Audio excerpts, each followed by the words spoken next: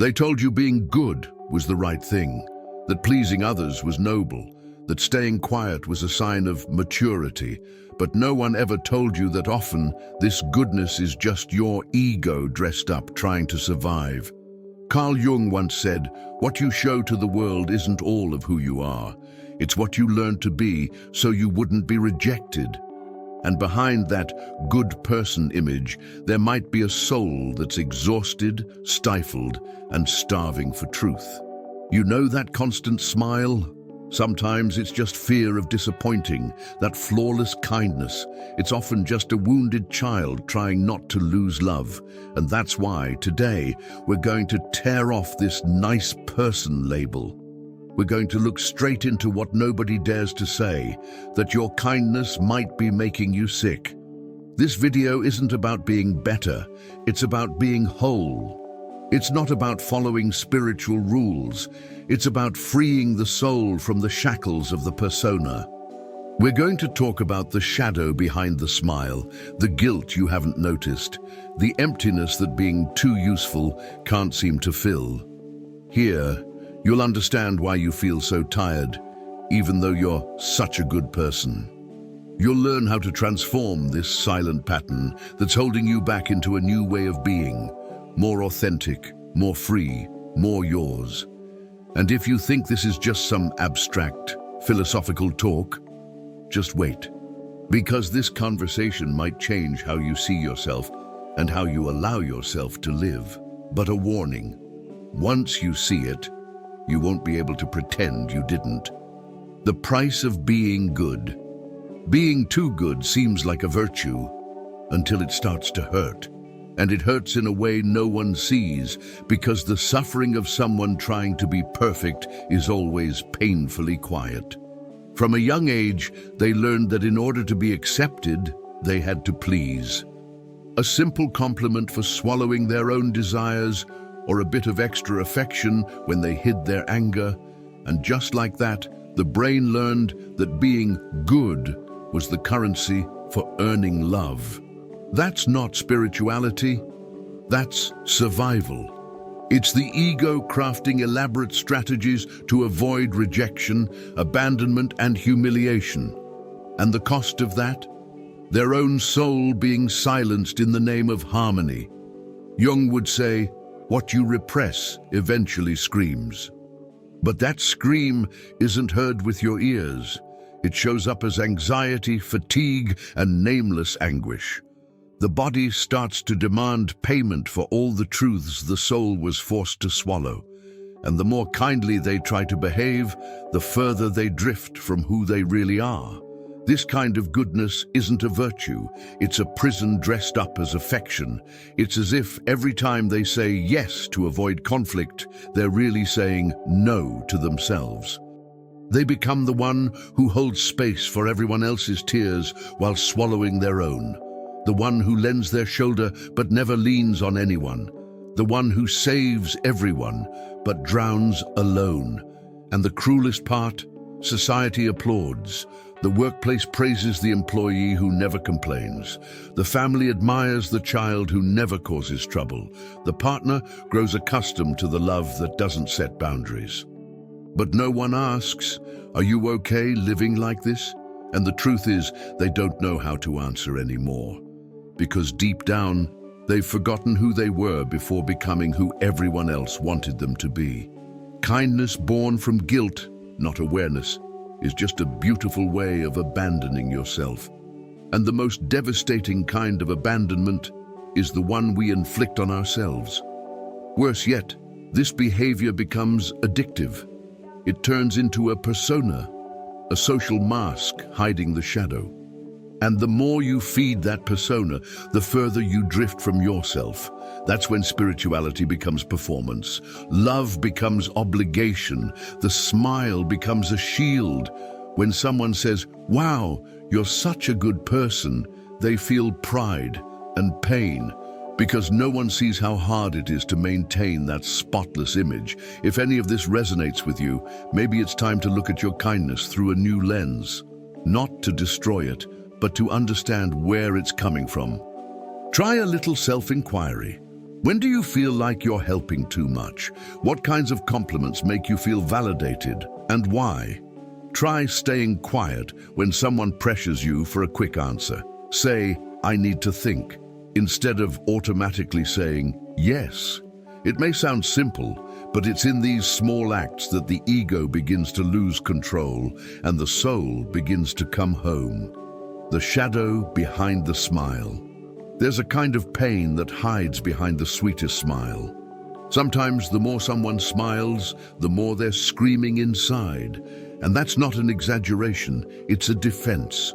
The smile becomes a social varnish, a polished armor against inner chaos.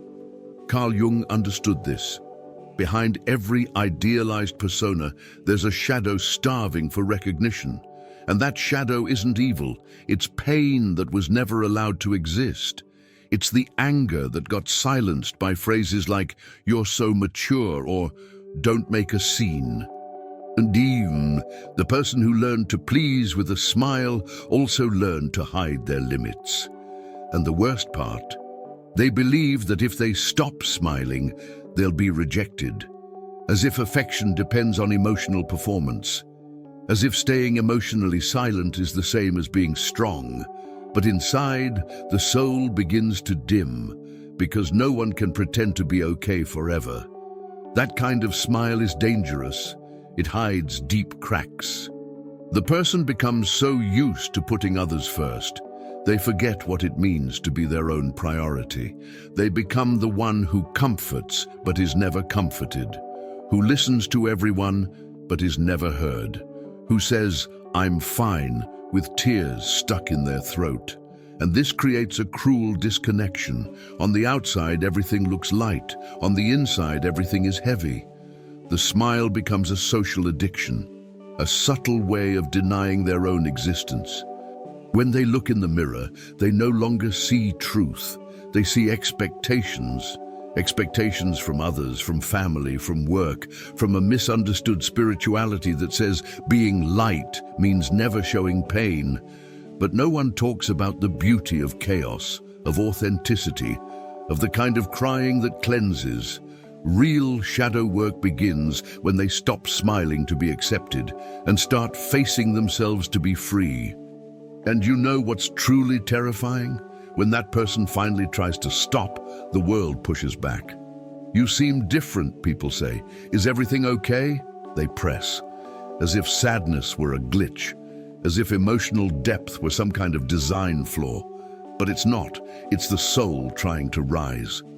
True spirituality doesn't ask us to smile all the time. It calls us to be whole. So if you feel like you're always smiling just to avoid being a burden, try a small act of rebellion. Say no. Or better yet, stay silent. Watch how the world responds. And more importantly, watch how you feel. It might be uncomfortable at first. That's your shadow breathing for the first time in years. But that's where the process begins. And when you look at your shadow with courage, it stops dominating in the dark and starts guiding you in the light. But the question remains, is it possible to keep pleasing others and still be true to yourself? The illusion of being needed. Some people confuse love with usefulness. And that's one of the ego's most dangerous traps, altruism in disguise. This person believes they'll only be loved if they're irreplaceable, indispensable, essential to someone else's life. So they start to bend, to overgive, to mold themselves beyond what's sustainable, because deep down they fear not being chosen unless they're absolutely needed. But that's not love. That's emotional dependency masked as generosity. Jung would say that behind this desperate need to be essential is a child who grew up believing that, without a role to play, they had no value. And what's the result? A life spent carrying burdens that were never theirs. They become the fixer, the one who sees the storm coming, the emotional backbone for their family, their partner, their friends. But who carries their weight? No one, because they won't let anyone in. After all, if they're not useful, they fear they'll vanish from others' hearts. The cruelest part is they don't even realize how drained they are. They think they're being good, spiritual, evolved, but inside, they're exhausted. Because love isn't about constant self-sacrifice. Love is about being, not just serving. And so often, the one trying hardest to be needed ends up feeling invisible. Not because they lack worth, but because they're always too busy dimming their own light to keep others lit. And that's dangerous. Because when others get used to your constant availability, they stop recognizing your effort. Everything becomes duty. Everything becomes just one more favor. And when this person disappears for even a day, the world panics. Not out of love, but because they lost their emotional labor. That's not connection. That's exploitation wrapped in affection. And it only keeps existing as long as the person believes they have to earn their place. The truth is harsh. No one is as necessary as they think. And that's okay. Life goes on, even if you don't reply to that message. The world keeps spinning even if you're not available 24/7. And your worth doesn't depend on anyone else's gratitude. When this illusion falls away, it stings, but it also sets you free. Because love that demands constant presence isn't love, it's dependence. And spirituality isn't a battlefield where you prove your value through sacrifice. It's an inner sanctuary where you remember you're already worthy, even when you're doing nothing at all. So try stepping away. Be unavailable for a few days, watch who notices, who respects it, who gets upset, and pay close attention to what that reveals. Because sometimes it's only in your absence that the truth about your relationships comes to light. But are you ready to face that absence without trying to explain yourself? The anger you never allowed. Few emotions are as misunderstood as anger. From early on, you were taught that anger is wrong, that it's ugly, dangerous, even sinful. So it got swallowed, repressed, dissolved into forced smiles and strategic silences. But here's what no one told you. Anger doesn't disappear. It builds up, turns into knots in your stomach, tension in your neck, sleepless nights you can't explain. Carl Jung knew, what you deny controls you. Unexpressed anger becomes self-sabotage, psychosomatic illness, out-of-proportion outbursts. It's not uncommon to find spiritually minded people trying so hard to be all peace and love, while inside, they're on the edge of collapse, because they've confused evolution with emotional numbness. But anger is a compass. It points to violated boundaries, ignored needs, suffocated desires. Repressing anger isn't emotional control, it's emotional violence against yourself. The person who never allowed themselves to feel anger usually becomes an expert in swallowing resentment. They say, "I'm fine," when they're dying to scream. They pretend it didn't hurt, but inside, they're shaking. They forgive too fast, not from awareness, but from fear of losing someone's love. And all that anger one day leaks out. Sometimes it explodes on the wrong person. Other times it implodes as depression, numbness, emotional withdrawal. That's why shadow work is so vital. It invites you to look honestly at what you swore you didn't feel. And when you do, something shifts. Because feeling anger isn't the problem. Denying it so much that it turns toxic, that's the problem. Spirituality without shadow becomes fantasy. An ego too domesticated becomes a mask. And a soul too domesticated forgets what it's like to live with truth. No performance, no pretending, just presence. Want a practical exercise? Grab a pen and paper, write down everything you've never had the courage to say. No filter, no need to sound wise. Forget love and light, just be real. Read it out loud, feel it in your body. Let the anger surface without shame, and if you need to, release it physically. Punch a pillow, scream in your car, run until you're out of breath. Not to take it out on anyone, but to free the energy trapped inside you. Anger is movement. When you embrace it, it doesn't destroy, it transforms. And little by little, you realize that behind the anger, there was sadness. And behind the sadness, a wounded self-love. And when that self-love starts to awaken, everything begins to change. But maybe you're still trying too hard to be good to let yourself feel all this. What if the goal isn't to be good, but to be whole? You don't need to be good. You need to be whole. The biggest misconception of modern spirituality is convincing you that your worth depends on being good, as if you have to follow a moral checklist just to deserve to exist. But Carl Jung said it best. It's not perfection that transforms us, it's wholeness. And wholeness includes both light and shadow, love and anger, generosity and boundaries. This obsession with being purely good has become just another disguise for the spiritualized ego. The person thinks they're evolving, but really they're just trying to be accepted in a new way. The truth is, no one can keep up the good person act all the time without falling apart inside. Because being good all the time is not just unsustainable, it's inhuman. Your soul didn't come here to fit into behavior codes. It came to express itself with authenticity.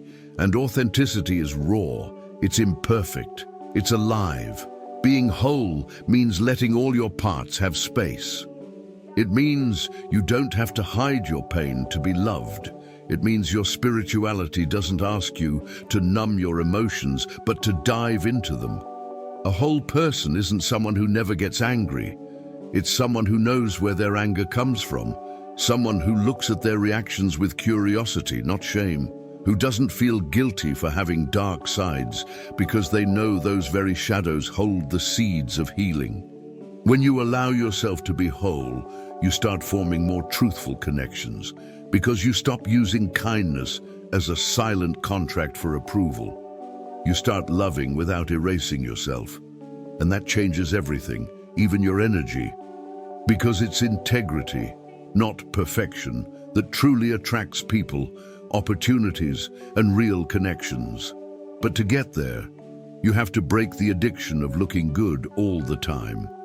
Want a real way out of this cycle? Start observing yourself in silence. Every time you feel the urge to justify your choices, explain yourself, or please others, pause, breathe. Ask yourself, is this really me, or is it the persona I created to survive? Then start practicing small acts of wholeness. Say no without guilt. Speak an unpopular truth. Admit that you're tired. That's emotional freedom. And that kind of freedom doesn't come from sacred books or pretty Instagram quotes. It's born in the everyday, in micro choices, in the courage to be yourself, even when that makes others uncomfortable, because someone who lives to please others lives half a life. And those who live halfway never feel truly loved. Maybe that's why, even though you've been so good, you still feel that emptiness. But what if that emptiness isn't a lack of love, but a lack of yourself? The guilt that keeps you trapped. Guilt is an invisible leash.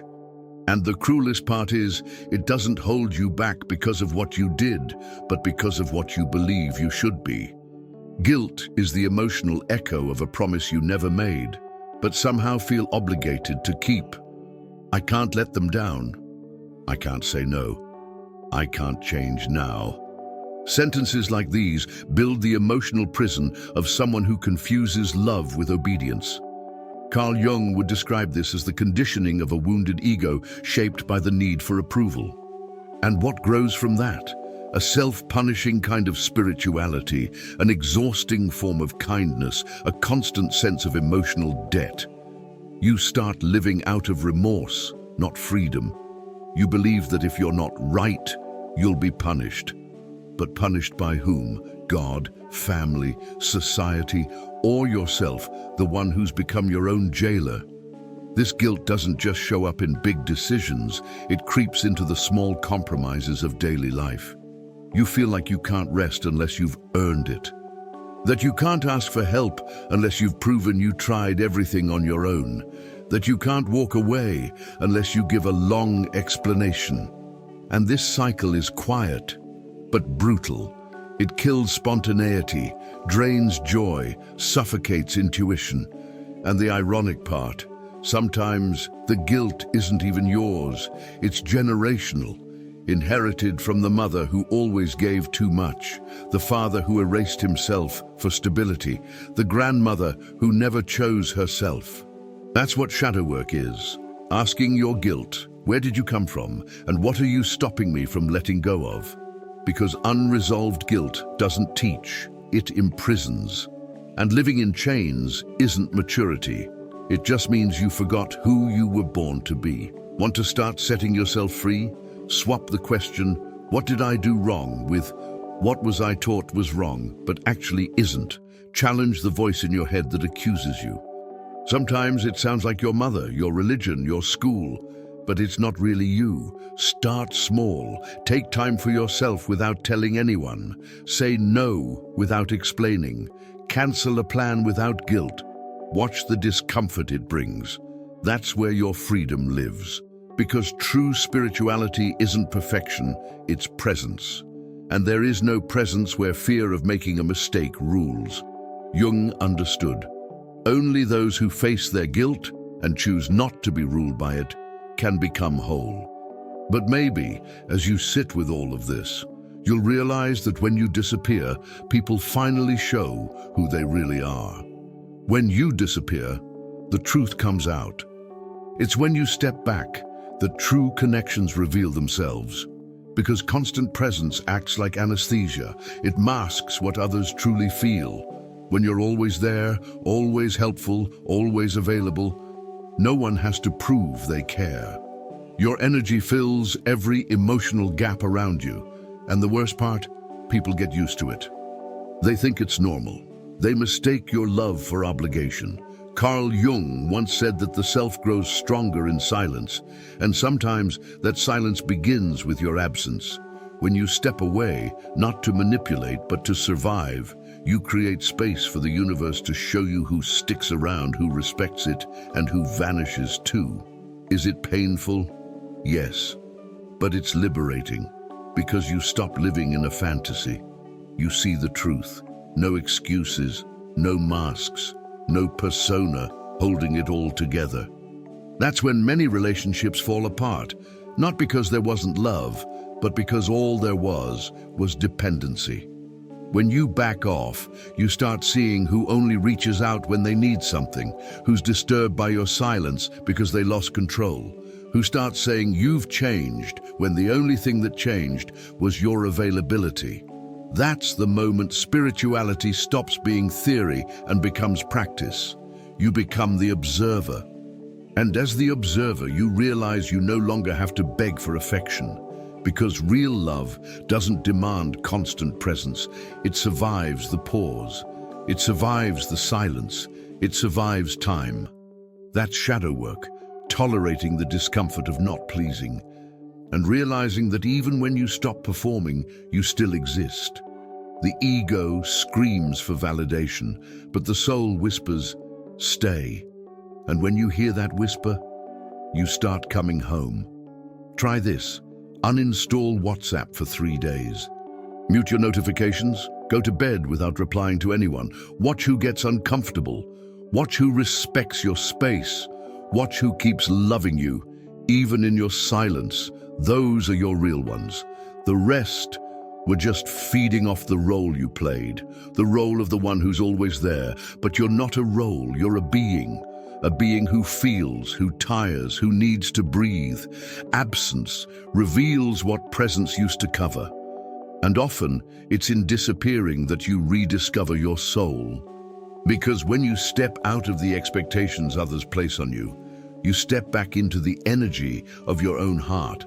But there's a catch. To stop being likable, you'll have to accept being misunderstood. The freedom of not being likable. There's a kind of freedom few people know. The freedom to stop being likable, to stop molding yourself to fit into others' expectations, to be whole, even if that upsets people. And that freedom can be terrifying. Because for years, you were programmed to please, to be polite, to avoid causing waves. But there comes a point where being pleasant starts costing you too much. Carl Jung knew that every extreme hides a wound, And excessive likability is the wound of someone who believes they only deserve love if they're lovable 100% of the time. But that traps you in an exhausting persona. You start censoring your words, predicting reactions, shrinking before you even speak. And without realizing it, you abandon your soul in exchange for approval. That's not spirituality, that's conditioning. When you decide to stop being likable, the world reacts. Some people pull away, others judge you, many will try to drag you back into your old role. But the ones who stay, they love the real you, because loving someone who's always smiling is easy. The challenge is loving someone with boundaries, someone who says no, someone who chooses themselves. And that's when relationships shift. Because when you take a stand, you filter your circle. You stop being public property. You become sacred. That's shadow work too, letting go of the need to be everyone's favorite and learning to handle the discomfort of disappointing others. You don't have to be rude, but you also don't have to be digestible all the time. Sometimes your inner peace will require being misunderstood, and that's okay. Because the freedom born from that is one of the purest forms of self-love. Want to practice? Make a list of everything you've been avoiding saying for fear of sounding difficult. Then pick one thing and say it.